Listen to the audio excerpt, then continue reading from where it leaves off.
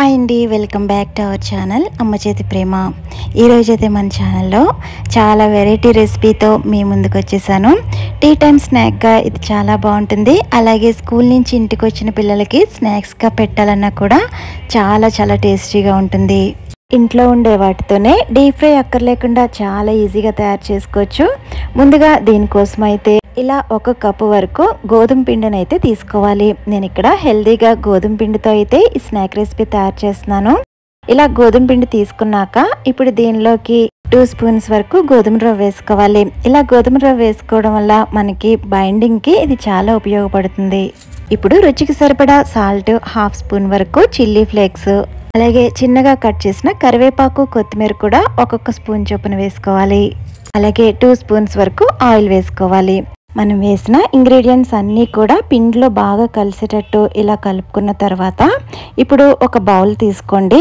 Bowl తీసుకొని ఈ పిండి మనం ఏదైతే కలుపుకున్నామో ఈ పిండిలోంచి 3 స్పూన్ల వరకు ఇలా ఒక బౌల్లో వేసుకోవాలి. ఇలా వేసుకుని ఈ బౌల్ని అయితే రెడీగా ఒక పక్కన ఉంచుకోండి. ఇప్పుడు ఈ పిండి కలపడానికి తగినన్ని వాటర్ తీసుకుని కొంచెం వాటర్ వేసుకుంటూ మనం చపాతీ పిండి ఎలాగైతే కలుపుకుంటామో సేమ్ అదే ప్రాసెస్లో కలుపుకోవాలి. ఇక్కడ వాటర్ ఒకేసారి వేసేయకుండా ఇక్కడ చూపిస్తున్నట్టు కొంచెం గట్టిగానే పిండి ఉండేటట్లు కలుపుకోండి. చూడండి, ఇలా సాఫ్ట్గా కలిపిన తర్వాత మూత వేసి పిండిని అయితే ఒక అరగంట సేపు అయినా నాననివ్వాలండి. ఈలోపు మిగతా ప్రాసెస్ చూద్దాము. ఈ రెసిపీకి 2 లేదా 3 బంగాళదుంపల్ని ఈ విధంగా ఉడకపెట్టి రెడీగా ఇలా చెక్కు అయితే తీసుకోవాలి. ఇలా తీసుకున్న ఈ పొటాటోస్ని ఇక్కడ చూపిస్తున్నట్టు స్మాష్ చేసుకోవాలండి. ఎక్కడ కూడా గడ్డలు అనేవి లేకుండా చాలా స్మూత్ టెక్స్చర్ వచ్చేటట్లు ఇలా స్మాష్ చేసుకోవాలి. చూడండి, ఇలా స్మాష్ చేసుకున్న తర్వాత ఇప్పుడు ఇందులోకి 2 పచ్చిమిర్చిని ఇలా చిన్నగా కట్ చేసి వేసుకోండి. అలాగే మీడియం సైజు ఉల్లిపాయను కూడా ఇలా 1/2 ముక్కని ఇలా చిన్న ముక్కలుగా కట్ చేసి వేసుకోవాలి. అలాగే కరివేపాకు, కొత్తిమీర, 1/2 స్పూన్ పసుపు, 2 స్పూన్ల వరకు కారం, రుచికి సరిపడా సాల్ట్, అలాగే 1/2 స్పూన్ వరకు గరం మసాలా, 1/2 స్పూన్ వరకు చాట్ మసాలా వేసుకోవాలి. ఇలా అన్ని స్పైసెస్ వేసుకున్న తర్వాత ఇదంతా కూడా బాగా కలిసేటట్టు కలుపుకోవాలి.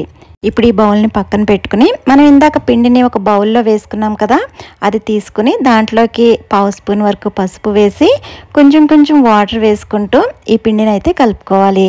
చూడండి, ఈ విధంగా ఫ్లోయింగ్ కన్సిస్టెన్సీ వచ్చేటట్లు దీన్ని కలుపుకున్న తర్వాత దీన్ని కూడా ఒక పక్కన రెడీగా పక్కన ఉంచుకోండి. ఇప్పుడు నేను ఒక అరగంట సేపు నానబెట్టాక పిండిని అయితే చూపిస్తున్నాను.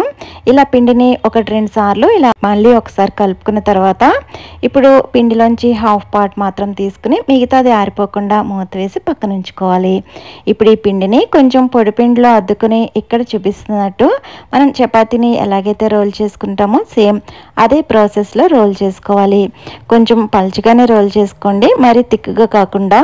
ఇలా చేసేటప్పుడు ఇన్ కేస్ మీకు పిండి అంటుకుంటుంది అనిపిస్తే కనుక పొడిపిండి జల్లుతో కూడా ఇలా రోల్ చేసుకోవచ్చు. పిండి అనేది ఎంతవరకు సాగితే అంతవరకు కూడా ఇలా రోల్ చేస్తూ ఉండాలి.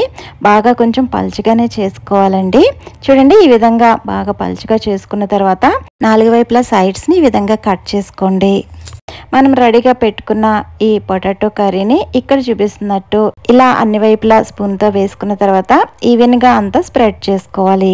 మీకు ఇక్కడ స్పూన్తో వీలైతే స్పూన్తో స్ప్రెడ్ చేసుకోవచ్చు, లేదా చేత్తో స్ప్రెడ్ చేసేయండి. ఇలా అన్ని వైపులా కర్రీని స్ప్రెడ్ చేసుకున్న తర్వాత ఇక్కడ వీడియోలో ఎలాగైతే చూపిస్తున్నానో సేమ్ అదే ప్రాసెస్లో ఇలా కొంచెంగా ఇలా రోల్ చేసుకుంటూ రావాలి. ఇలా రోల్ చేసేటప్పుడు కొంచెం జాగ్రత్తగా చేయండి. మరీ ఎక్కువ గట్టిగా నొక్కేయకుండా ఇలా స్మూత్గా రోల్ చేసుకుంటూ చివరి వరకు రావాలి.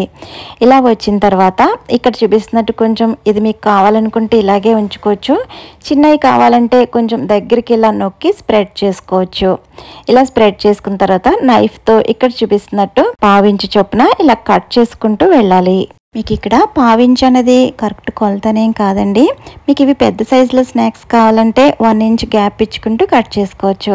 చూడండి, ఇలా అంతా కూడా కట్ చేసిన తర్వాత ఇప్పుడు ఒకటి తీసుకుని ఇక్కడ నేను ఎలాగైతే చూపిస్తున్నానో సేమ్ అదే ప్రాసెస్లో ఇలా 2 చేతుల మధ్యలో పెట్టుకుని కొంచెంగా ప్రెస్ చేసుకోవాలి. ఇలా రౌండ్గా వచ్చిన తర్వాత దీన్ని అయితే ఇప్పుడు ఒక ప్లేట్లో పెట్టుకోవాలి. ఇదే మాదిరిగా మొత్తం అన్నీ కూడా చేసుకోవాలండి. నేను అన్నీ చేశాక ఇక్కడ నేను చూపిస్తున్నాను చూడండి. చూడండి ఇలా అన్నీ చేసుకున్న తర్వాత మనం ఆల్రెడీ పిండి కలుపుకుని పక్కనుంచుకున్నాం కదా, ఆ పిండిలో ఇలా ఇక్కడ చూపిస్తున్నట్టు ఒక్కొక్కటిగా అలా వేసుకుని డిప్ చేసుకుని ముందుగానే ఇలా ఆయిల్ పెట్టుకుని స్టవ్ మీద ఇక్కడ డీప్ ఫ్రై కాదండి షాలో ఫ్రై చేసుకోవాలి. నేను ఇక్కడ ఎలాగైతే చూపిస్తున్నానో సేమ్ ఇదే ప్రాసెస్లో అన్నీ కూడా ఇలా వేసుకోవాలి. ఇప్పుడు ఫ్లేమ్ని మీడియంలో పెట్టుకుని ఇక్కడ చూపిస్తున్నట్టు కొంచెం ఇవి గట్టి పడిన తర్వాత అప్పుడు గరిటెతో రెండో వైపుకి టర్న్ చేసుకోవాలి. ఇక్కడ చూడండి మంచి గోల్డెన్ బ్రౌన్ కలర్ వచ్చేంత వరకు ఈ విధంగా మీడియం ఫ్లేమ్లో వేపించుకున్న తర్వాత ఇవి ఇంకా ఆయిల్ నుంచి తీసుకోవడమే. ఇదే విధంగా మొత్తం అన్నీ కూడా ఇలాగే షాలో ఫ్రై చేసుకోవాలి. ఈ స్నాక్ ఐటమ్ అయితే ఎక్కువ ఆయిల్ కూడా పీల్చలేదండి, చాలా చాలా టేస్టీగా ఉన్నాయి. మరి ట్రై చేస్తారు కదా. ఈ వీడియో నచ్చితే లైక్ చేసి సబ్స్క్రైబ్